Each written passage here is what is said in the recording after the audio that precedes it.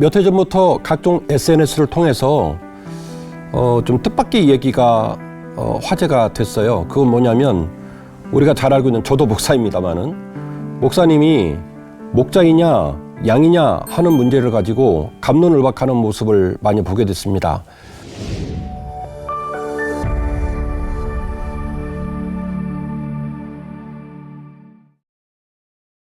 성경 이야기꾼인 제 입장에서는 되게 안타까워요. 그래서 오늘은 과연 목사님이 목자가 맞을까 아니면 양이 맞을까 하는 주제로 이야기를 좀 여러분들과 나눠보려고 합니다.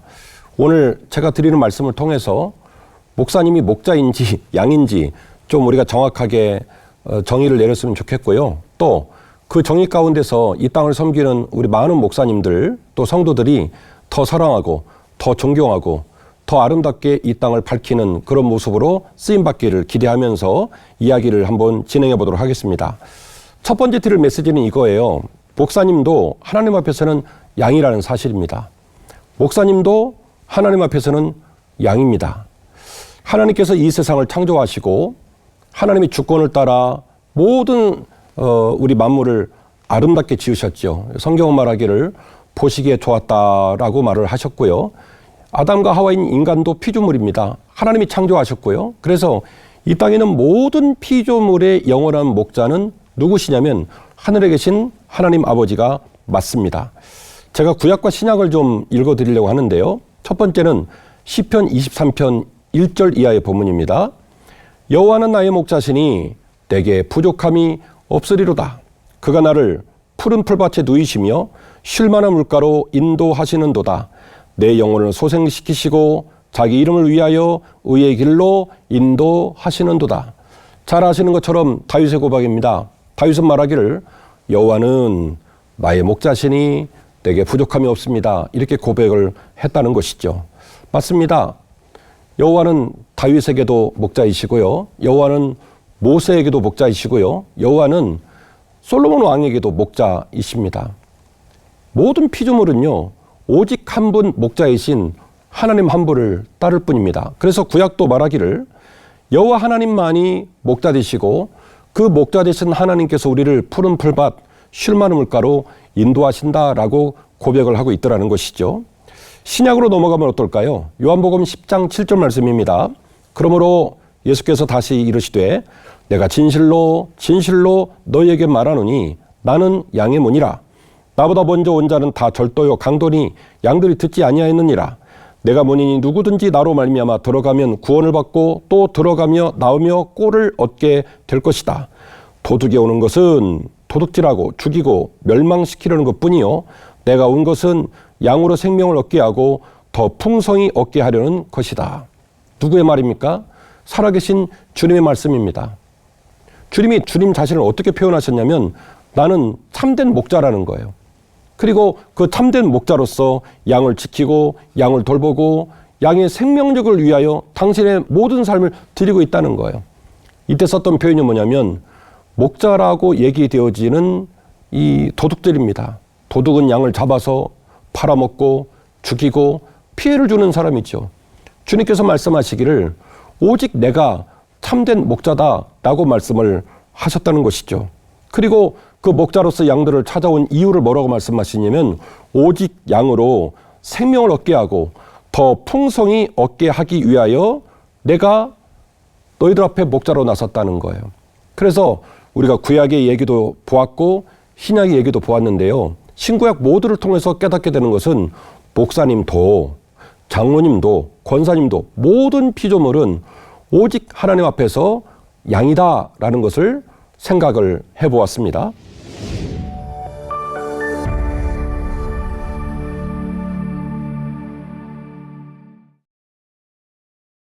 그런데 말이죠. 그럼에도 불구하고 목사는 목자가 맞습니다.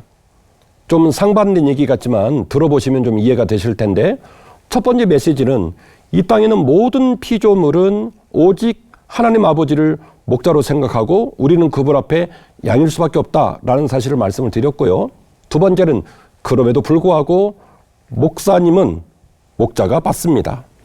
자, 전반적으로 보았을 때 목사님과 모든 성도를 비롯한 피조물들이 하나님 여호와를 목자로 섬기고 그분을 신뢰하고 그분의 돌봄을 따라 살아가는 건 맞는데요. 그중에 이 구약에 있는 지도자들, 또 신약에 있는 지도자들, 또 지금도 교회를 섬기고 있는 우리 목회자들, 그 하나님의 백성들을 끌어가는 목회자들, 리더들에게 하나님이 목자의 사명을 제한적으로 나눠주고 있는 모습을 함께 나누고 싶습니다. 민수기 27장 15절 이하의 본문인데요. 모세가 여호와께 여짜와 이르되 여호와 모든 육체의 생명의 하나님이여 원하건대 한 사람을 이 회중에 세우셔서 그로 그들 앞에 출입하며 그들을 인도하여 출입하게 하사 여호와의 회중이 목자 없는 양과 같이 되지 않게 하옵소서. 모세가 여호수아를 백성들의 리더로 세우면서 주 앞에 드렸던 기도입니다. 내 백성들이 목자 없는 양이 되지 않도록 여호수아를 세워서 그들을 돌보고 그들을 이끌 수 있도록 하나님 했으면 좋겠습니다 라고 기도를 하고 있는 것이죠. 그런가 하면 마태복음 9장 35절은 이렇게 기록되어 있습니다.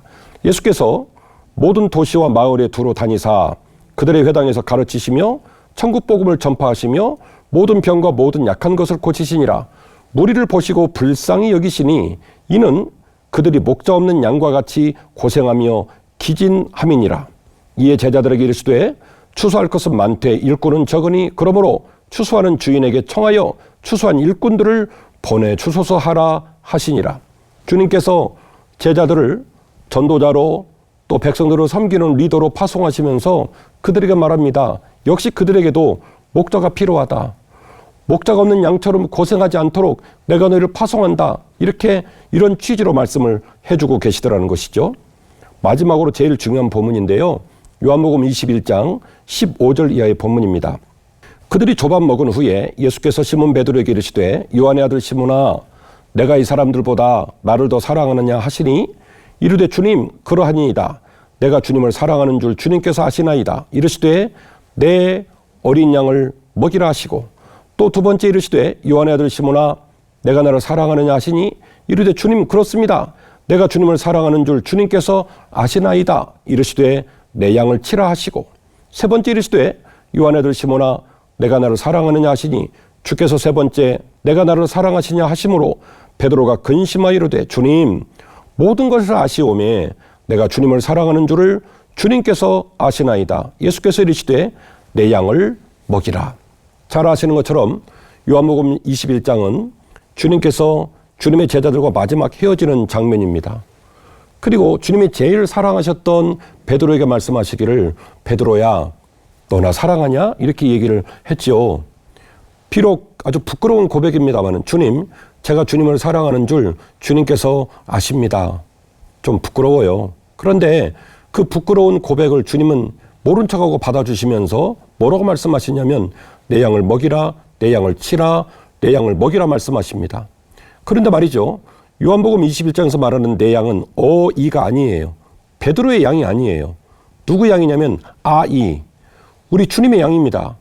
우리 주님의 양을 누구에게 위임하냐면 베드로에게 리더십을 이관하는 거예요. 베드로도 양이죠. 저도 양이고 이 땅을 섬기는 모든 목회자들도 궁극적으로는 하나님 앞에 양입니다. 그러나 제가 지금 여러분에게 들려드린 여러 가지의 본문들은 이 땅 가운데서 영원한 목자 되신 하나님 아버지의 목자상을 본받고 그 목자의 리더십을 제한적으로 건네받는 리더들이 있더라는 거예요. 베드로에게 말씀하시기를 나의 양을 먹이거라. 내가 너와 함께 있지 못한다 할지라도 이제는 네가 내 명령을 받고 사명의 길을 걸어갈 때 나 대신해서 나의 양을 먹이거라, 나의 양을 치거라, 나의 양을 먹이거라 이렇게 말씀을 하시더라는 것이죠. 옛날 옛적 하나님이 돌보시는 푸른 들판에는 특별한 양 한 마리가 있었어요. 친구들은 그를 목사 양이라 불렀죠. 목사 양은 열심히 돌봤지만 마음 한구석엔 걱정이 있었어요. 과연 내가 진짜 목자일까? 아니면 나도 양일까?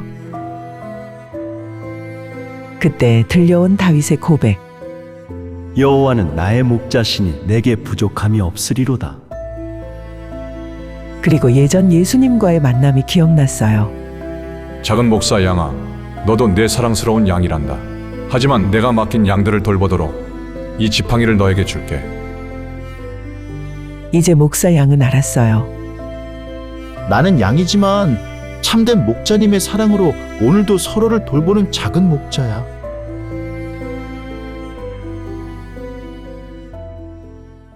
제가 오늘 두 가지 얘기했습니다. 첫 번째는 모든 사람은 하나님 앞에서 양일 뿐이다. 이 사실을 말씀을 드렸고요. 두 번째는 그럼에도 목사님은 목자가 맞더라는 거예요. 구약에 나오는 리더들, 신약에 나오는 리더들, 지금도 몸된 교회를 섬기며 예수 그리스도의 핏값으로 십자가를 드높이 세우기를 소원하는 주의 종들, 그 귀한 주의 종들에게 목자의 사명이 이관되어 있고 비록 제한적이지만 주 예수 그리스도의 목자의 사명을 감당하는 거룩한 책무가 그분들에게 있더라는 것이에요.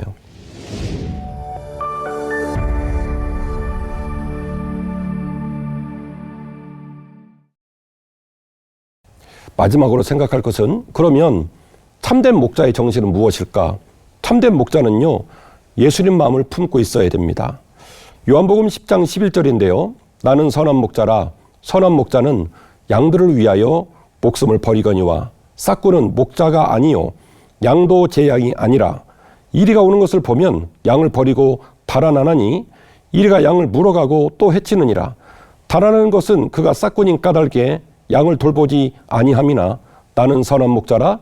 나는 내 양을 알고 양도 나를 아는 것 같이 아버지께서 나를 아시고 내가 아버지를 아는 것 같이 나는 양을 위하여 목숨을 버리노라. 목사 한 사람으로 저는 이 본문을 읽을 때마다 가슴이 눅눅해지는 거룩한 압박감을 지울 길이 없어요. 우리 예수님께서 말씀하시기를 목자는, 참된 목자는 필요하다면 양을 위해서 목숨까지도 내놓는데요. 그것이 바로 목자의 가슴이고 목자의 사명이라고 말씀을 하십니다. 오늘도 몸된 교회를 섬기는 주의 종, 우리 목사님들께서 이런 귀한 주님의 사랑과 목자의 사명을 우리 마음에 다 간직하고 있을 거라 저는 믿습니다. 그리고 그렇게 사명을 감당하는 주의 종을 사랑하고 격려하고 또 동행하는 모습을 통해서 하나님의 몸된 교회가 견고히 세워지지 않을까요? 참된 목자는 누구일까요?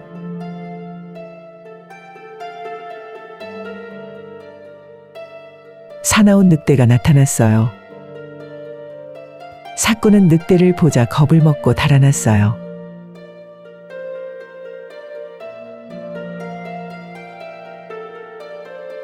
하지만 참된 목자는 양을 지키기 위해 달려옵니다. 공포에 질린 양들을 그냥 버려두지 않아요.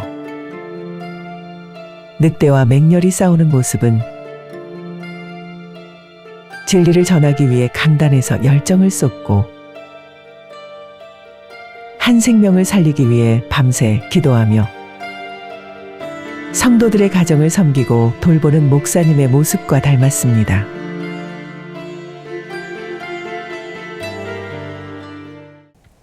여러분에게 한 분을 소개하려고 하는데요. 리처드 백스터라는 목사님이신데 17세기 영국에서 최고의 영향력을 주었던 청교도 또 실천신학 분야에 아주 두각을 드러내는 목사님 이름이 리처드 백스터 목사님이십니다. 이분이 그 참 목사상이라고 하는 책을 내셨는데 생명의 말씀사에서 나온 책이에요. 이 책을 보시면 이분이 이 책을 쓴 이후 300년이 넘는 시간 동안에 수많은 목회자들의 가슴을 울린 아주 귀한 메시지가 참된 목자상이라는 책에 있습니다. 조금 제가 소개해 보려고 해요.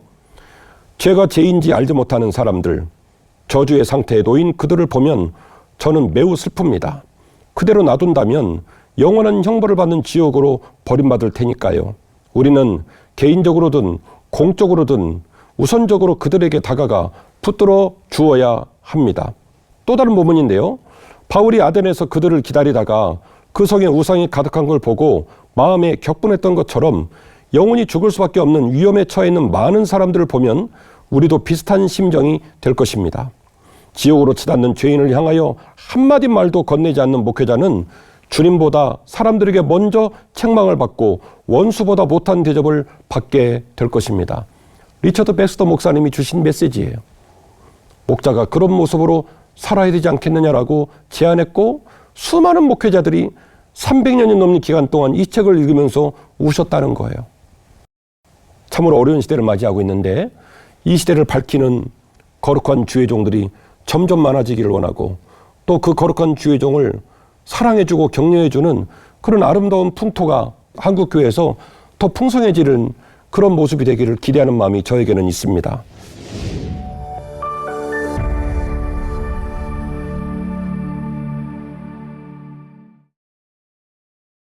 제가 목사잖아요. 저희 아버지도 목사님이시거든요. 제가 어렸을 때 보았던 아버지의 등골입니다. 저희 아버지께서 어렸을 때 목회하던 교회는요, 우리나라에 있는 그 모 기관에 있는 곳에서 목회를 시작하셨어요. 일찍이 아버지가 돌아가시고 남은 엄마하고 아이들을 모셔가지고 격려해주는 그런 기관입니다. 거기서 목회를 시작하셨어요. 그래서 우리 아버지가 목회했던 교회의 많은 신자들은요, 아버지가 없었어요. 남편이 없었어요. 그런데 그 어린 날 제가 보았던 우리 아버지의 모습은 참 저에게 큰 감동을 주었습니다. 그 지역에 큰 빵집에 있는 권사님하고 이렇게 약속을 해가지고 권사님의 지원을 받아가지고 아버지가 그 남편이 없으신 우리 성도님들 생일을 수첩에 전부 다 기록을 해가지고 생일날이 되면 케이크를 두고 그 집을 방문하는 거예요. 가서 아이들한테 애들아, 엄마가 오늘 생일이셔. 그러니까 엄마가 오면 꼭 생일 축하해드려라. 그렇게 하고 케이크를 주고 다녔던 아버지의 등어리가 지금도 기억이 납니다. 한 가지 더 기억이 나는 것은 그렇게 이제 엄마가 자녀를 양육하는 가정들이 있잖아요. 그 가정들의 자녀들이 졸업을 하게 되면 아버지가 모든 스케줄을 뒤로 미루고 양복을 쫙 챙겨 입고 카메라를 들고 그리고 졸업식장을 찾아다니셨어요. 아이들한테 말하기를 목사님이 너희 아빠 해줄게. 가가지고 전부 졸업사진을 같이 찍었어요. 꽃다발을 선물 주고 졸업사진 찍어주고 그리고 그날은 지금도 제가 잊혀지질 않는데요. 짜장면을 꼭 사주셨습니다. 아이들한테 짜장면을 사주시면서 그동안 공부 잘했다. 또 목사님이 널 위해 기도할 거니까 걱정하지 마라. 그렇게 말씀하시면서 그 어머니 혼자 자녀를 양육하는 아이들을 격려했던 아버지 모습이 지금도 생각이 납니다.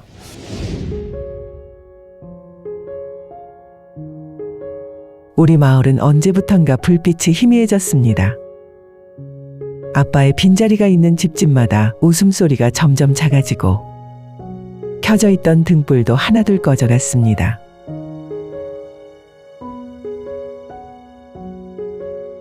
그러던 어느 겨울날 문을 두드리는 소리가 들렸습니다. 낯선 손님이 선물 하나를 들고 서 계셨죠. 목사님이셨습니다. 오늘이 어머니 생신이라고 하시면서 목사님은 작은 케이크 상자를 내미셨습니다. 엄마가 집에 오신 후 우리는 오랜만에 둘러앉아 촛불을 켰습니다. 어머니의 눈가에 이슬이 맺혔습니다. 정말 행복이 가득한 시간이었습니다. 졸업식 날 교문 앞에서 누군가 제 이름을 불렀습니다. 목사님이셨습니다. 축하한다고 아빠 대신 왔다고 하시면서 꽃다발도 주시고 사진도 찍었습니다. 목사님은 우리를 짜장면 집으로 데려가셨습니다. 그날 어린 제 가슴속에선 특별한 날의 기쁨이 부풀어 올랐습니다. 짜장면 한 그릇에 담긴 것은 단순한 음식이 아니었습니다. 아빠 대신 와주신 분의 따뜻한 마음이었습니다. 그날의 기억은 세월이 흘러도 바래지 않습니다. 어두운 집에 찾아온 등불 하나가 얼마나 많은 것을 밝혀줄 수 있는지 저는 그때 배웠습니다. 작은 관심과 사랑이 희망 없는 어둠 속에서도 새로운 빛을 만들어낸다는 것을.